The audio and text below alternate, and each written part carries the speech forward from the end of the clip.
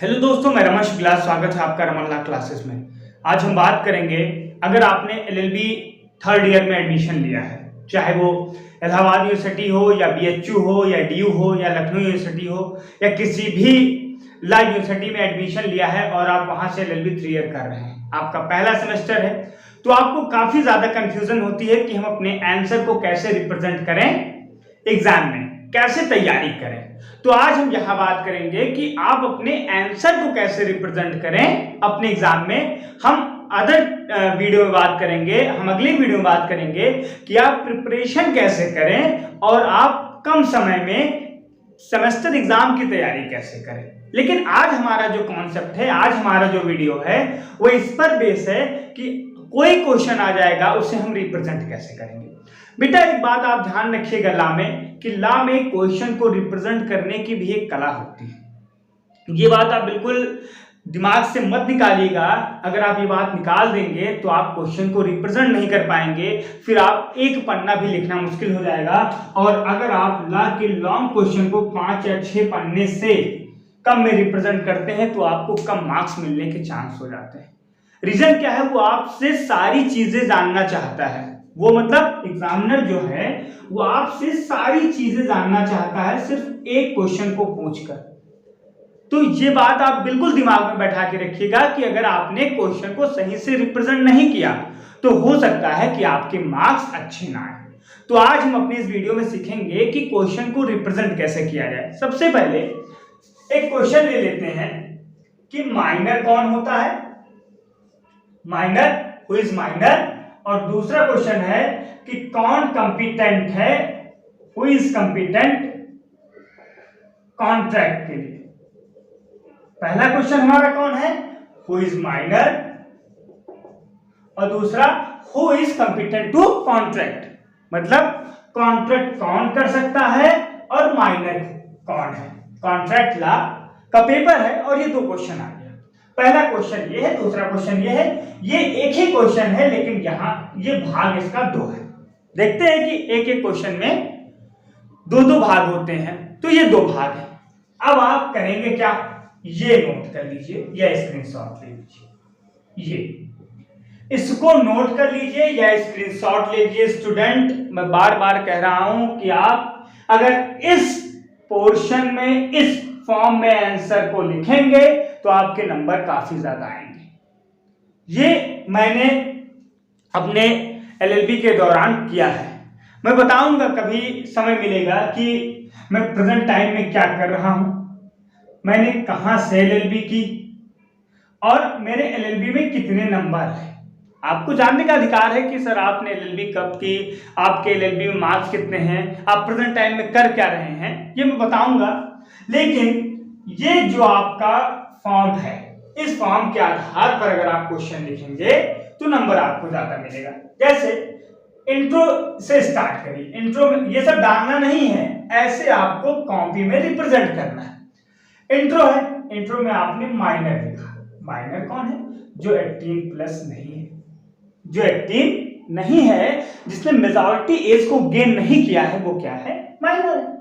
फिर आपने competent define किया कि कौन कंपिटेंट नहीं है, मतलब कौन कॉन्टेंट नहीं कर सकता है। तो जो अनसाउंड माइंड है, जो माइनर है, वो क्या नहीं कर सकता, कंपिटेंट टू कॉन्टेंट नहीं है, जो इन सब चीजों से अलग है, जो मेजॉरिटी एज को गेन कर लिया है, जो अनसाउंड माइंड नहीं है, जो मिसरिप्रेजेंटेशन नहीं कर रहा है, जो फ्रॉड नहीं कर रहा है, वो कंपिटेंट है कॉन्टेंट के लिए। तो ये सारी चीजें आपकी हो गई इसमें इंट्रो में। अब आपसे सेक्शन पूछेगा कि भैया ये सेक्शन क्या है। सेक्शन आप तुरंत लिख देंगे सेक्शन 11 और सेक्शन 11 को डिफाइन कर देंगे। कॉन्ट्रैक्ट के सेक्शन 11 को डिफाइन कर देंगे। कॉन्ट्रैक्ट का सेक्शन 11 कहता है who is competent to contract, कौन कंपिटेंट है कॉन्ट्रैक्ट करने के लिए। वो जब हम पढ़ेंगे तब वहां जानेंगे, तो आप सेक्शन 11 को क्या कर देंगे, डिफाइन कर देंगे।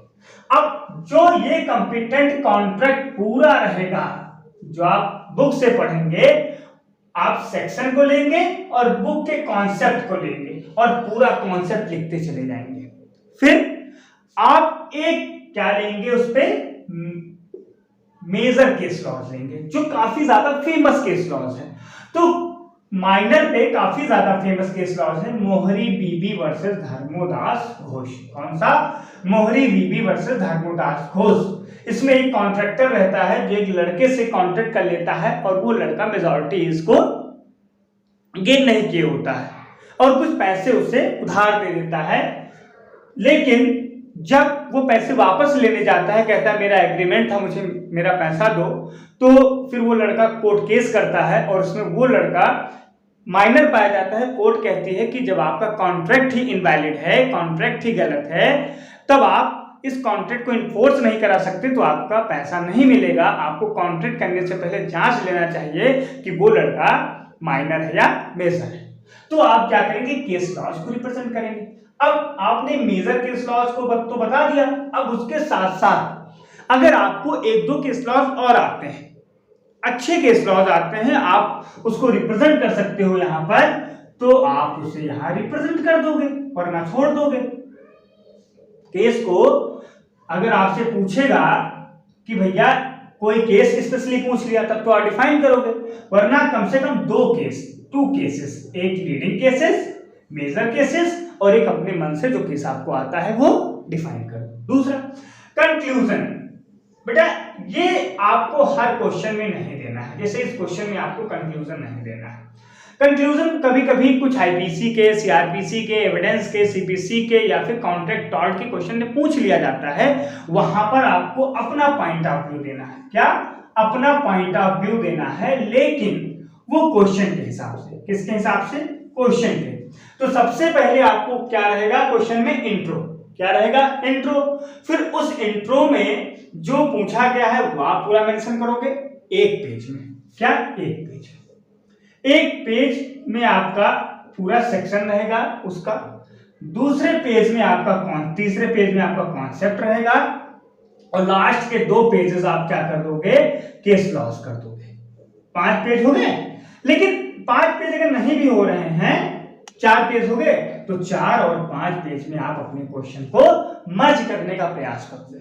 प्रयास करने की 4 पेजेस कॉन्सेप्ट वाइज लिख दें, गलत चीज ना लिखें, कहानी ना भरें। अगर कॉन्सेप्ट आपने 4 पेज में लिख दिया तभी एग्जामिनर आपको अच्छे मार्क्स देता है। कुछ बच्चों के 5 पेज आ जाते हैं। अब कुछ बच्चे राम कहानी लिखना शुरू कर देते हैं, 7 पन्ना 8 पन्ना एक क्वेश्चन, उनका लास्ट में छूट जाता है। लास्ट में क्वेश्चन छूट जाता है, ये बात ध्यान रखना।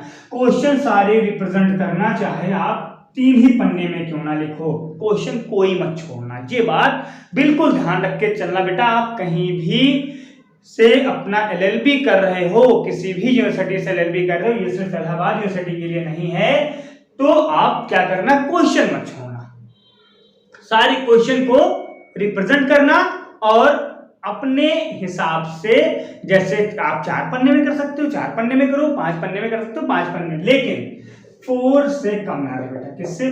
4 से कम ना रहे। 4 तो रहे ही रहे। अब 4 मतलब ऐसे नहीं, बहुत बच्चे ऐसे गिनते हैं 1 पन्ना, तो वो 8 नहीं बता रहा हूं मैं, सिंगल 1, उसके बगल में 2, फिर 3, फिर उसके बगल में 4, इस तरीके से बता रहा हूं। तो इस तरीके से आपको क्वेश्चन रिप्रेजेंट करना। मेरे साथ बोलो। सबसे पहले क्या रहेगा? इंट्रो, फिर सेक्शन, फिर कॉन्सेप्ट, फिर केस लॉज। अगर आपका पॉइंट ऑफ व्यू पूछा गया है तो आप कंक्लूजन लिख सकते हो, वरना नहीं। इस वीडियो में मैंने प्रयास किया है कि आपको अच्छे से समझाऊं। अगर आपको ये वीडियो अच्छा लगे तो बने रहे रमन लॉ क्लासेस के साथ, और अगले वीडियो में बात करेंगे कि कम टाइम में सेमेस्टर एग्जाम की प्रिपरेशन कैसे करें और कौन सा प्रीवियस ईयर पेपर लें। धन्यवाद।